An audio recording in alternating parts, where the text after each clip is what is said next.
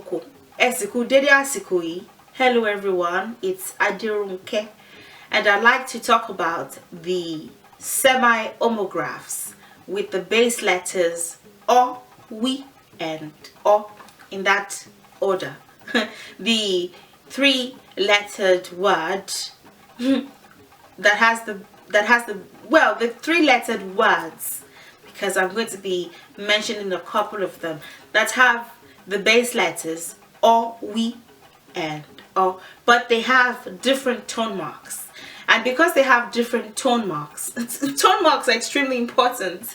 I cannot stress that enough. When I had my pronunciation workshop, I talked about this, and I'm going to find a way to either reteach or bring a part of that lesson here. I'll figure it out, but I feel like I need to go into more details regarding the importance of tone marks in relation to proper pronunciation very soon. I wrote the words down so I wouldn't forget. We have owo. We have owo. That's the first word that has the base letters O, we, and O. We have owo.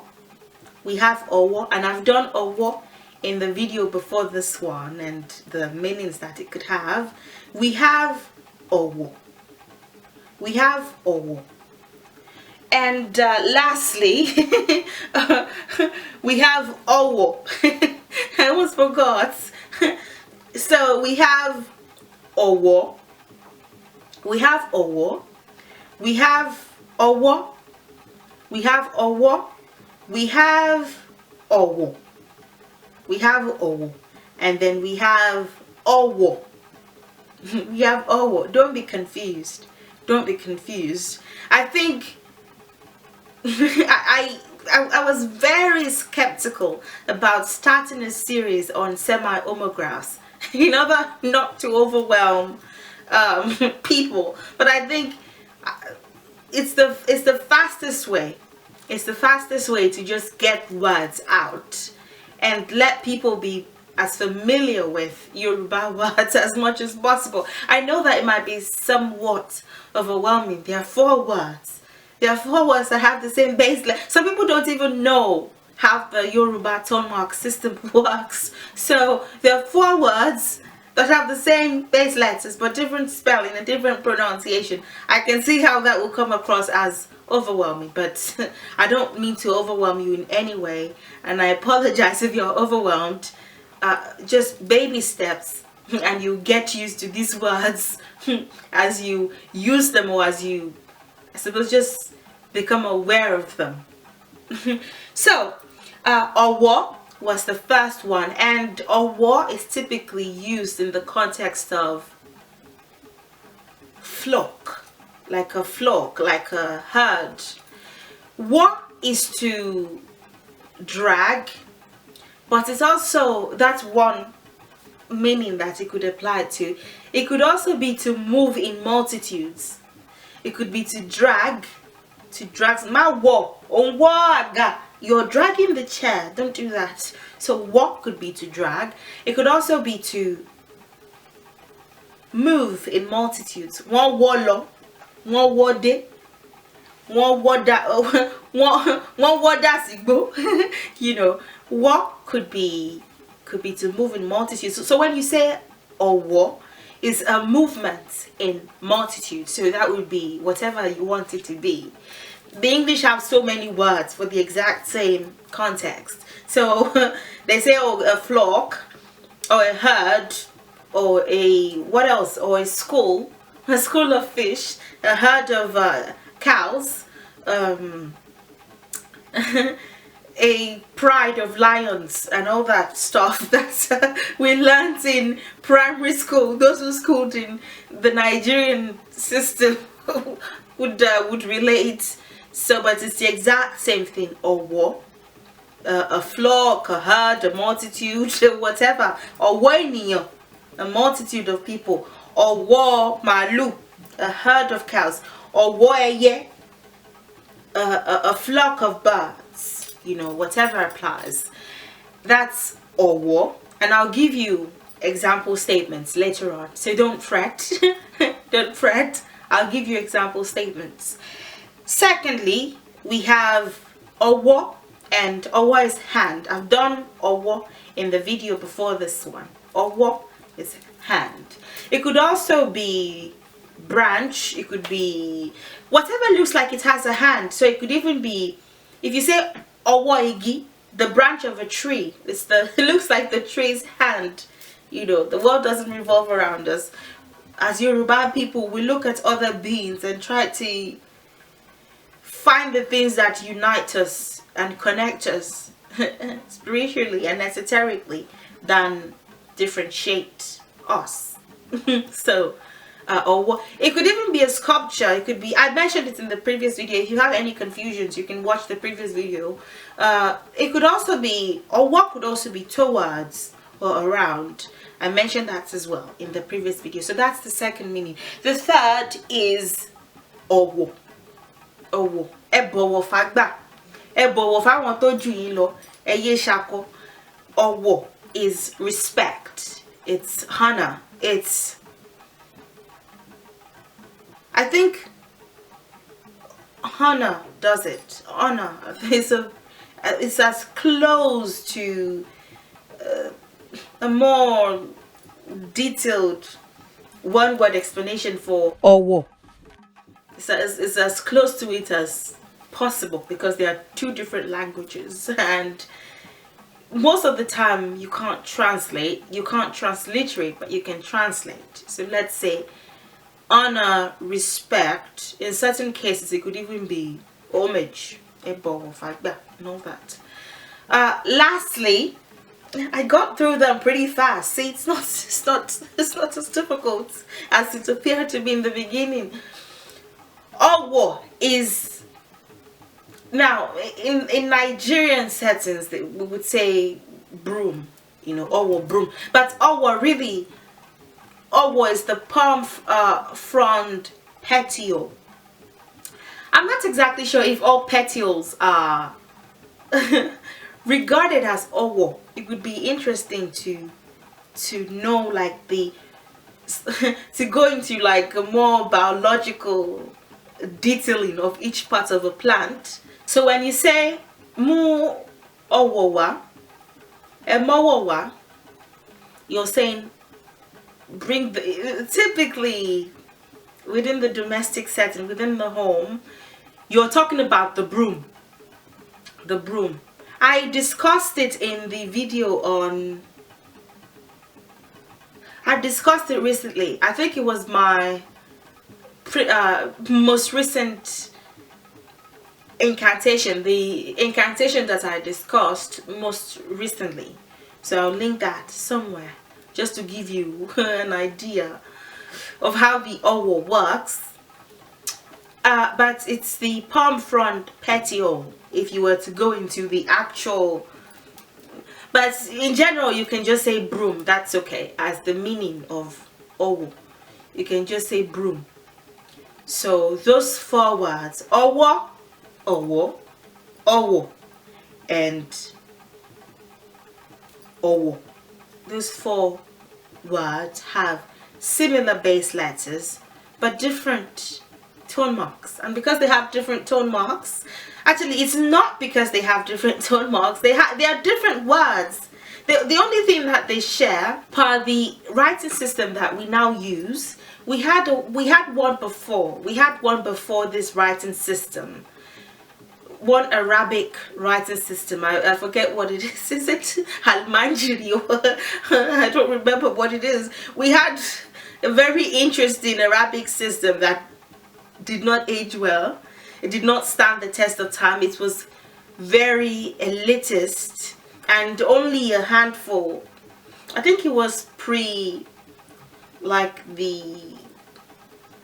think it was pre the British colonization of certain parts of Nigeria. I'm going to have to read up on it, but we had a writing system, you know, whatever. These are different words that per the current writing system the one that Ajayi Crowther helped establish, so that it would become like the previous Arabic system, so that it would be something that everybody would use. So we have Ajayi Crowther to thank for that.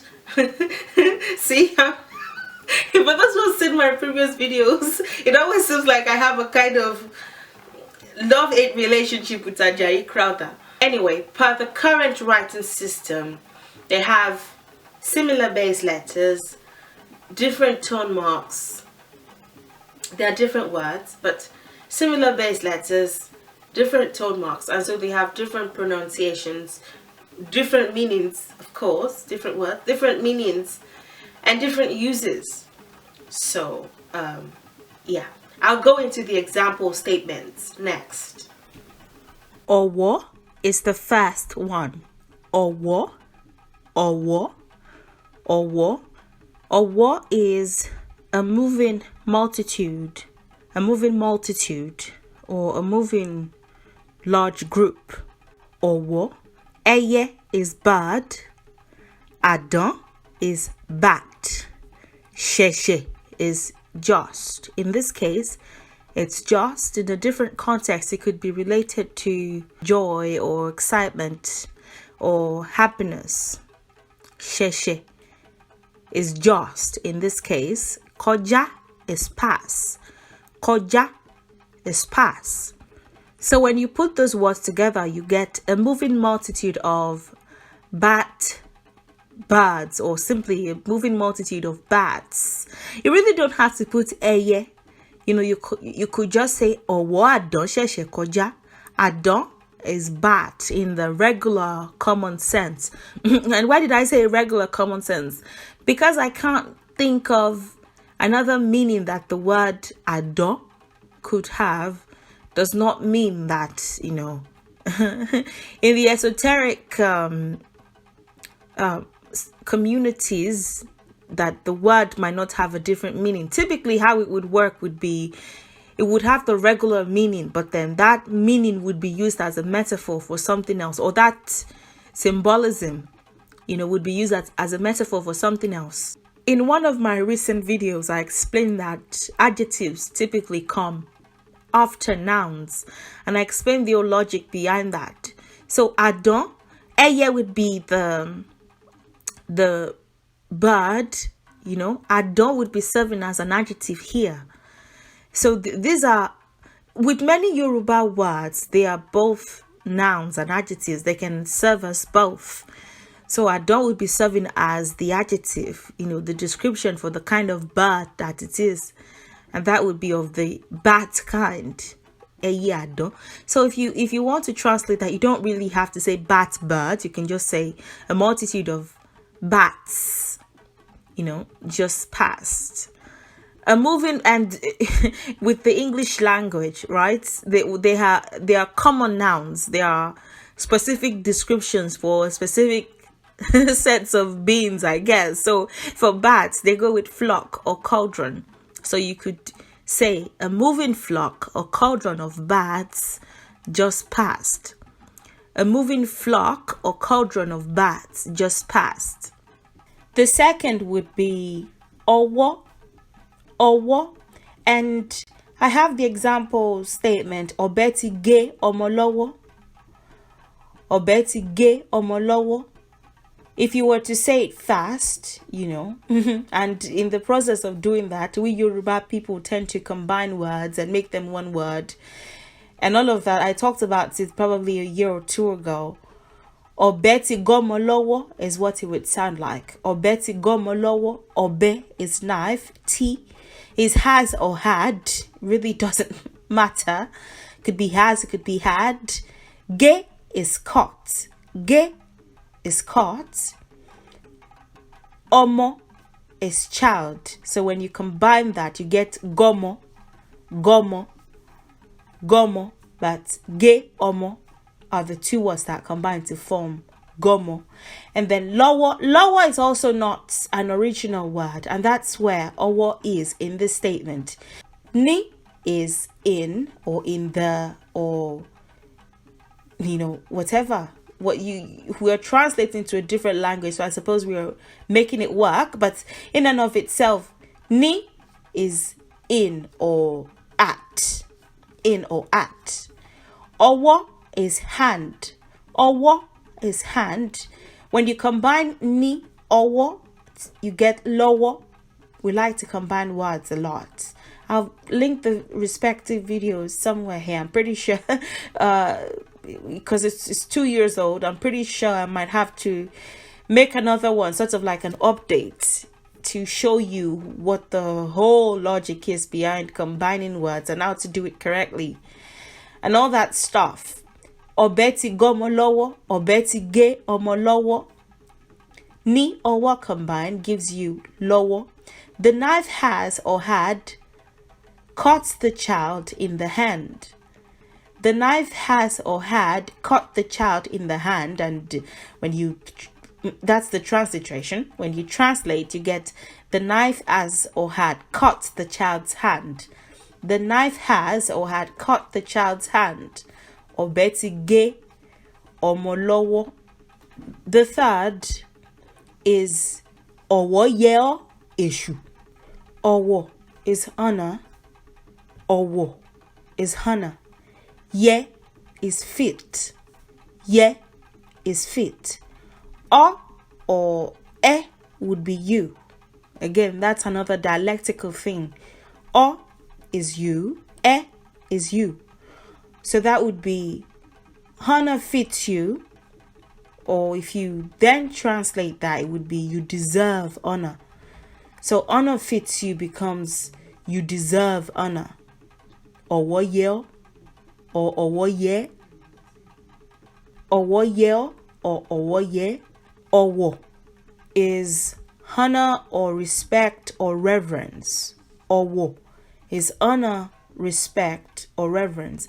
Lastly, we have owo. Owo. Owo. I've talked about owo in great detail in the Igbeshishiki Denadowo video. Owo. Palm front petioles. When you bind them together, they become a broom. So owo is regarded as broom in domestic settings. Owo. An example statement that has owo in it would be wọ́n fi ọwọ́ pa aáyán ọ̀hún. Wọ́n fi ọwọ́ pa aáyán ọ̀hún. Wọ́n fi ọwọ́ pa aáyán ọ̀hún. Wọ́n is they. It could be he or she when the person that is being talked about is older. The language is not gender differentiating. It's more age and respect centered type thing. So he or she when the person that is being talked about is older. I'm going to explain the logic behind that in a separate video, but in that case you would regard them as if they are plural. So they would be what it is when you're talking about two persons or more, irrespective of their ages, or even one person that is older than one, than the person that is talking. So if I'm the one talking and the person that I'm talking about is older, I would say one instead of o. So one is they, it could also be he or she. Fi is use. Fi is use. Owo is broom. Owo is broom. Pa is kill or murder. Pa is kill or murder. Ayan is cockroach. Ayan is cockroach. Ohun is that. It could even be nye. Wọ́n fi ọwọ́ pa ayan nye. Nye is also another one. Ohun is another.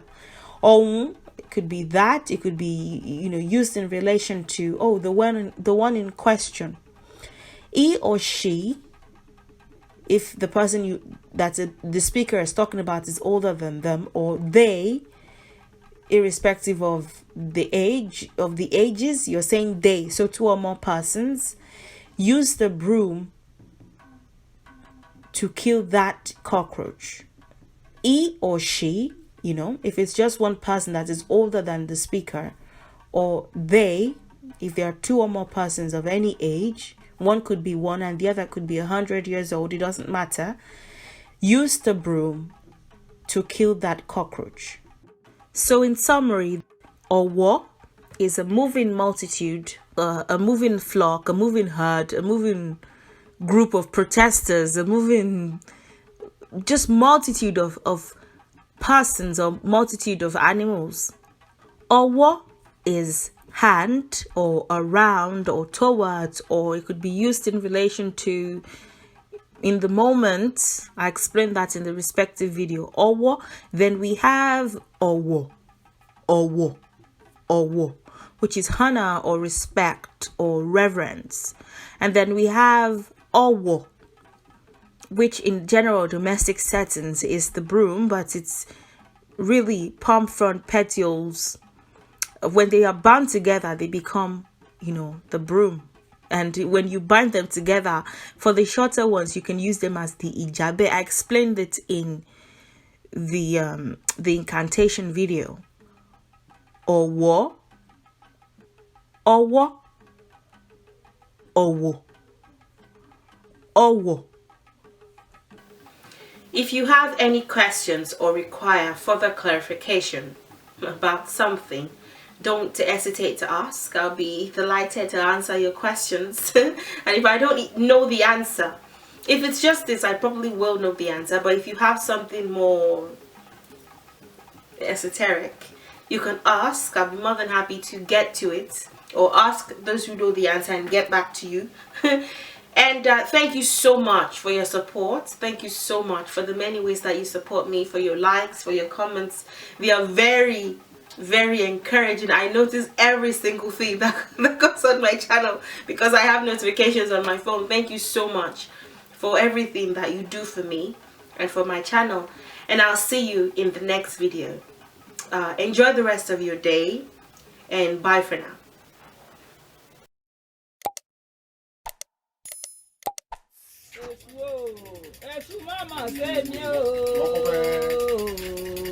Dákun má ṣẹ́ni kọ̀ọ̀kan wá, èṣù mọ́mọ́ ṣe wá.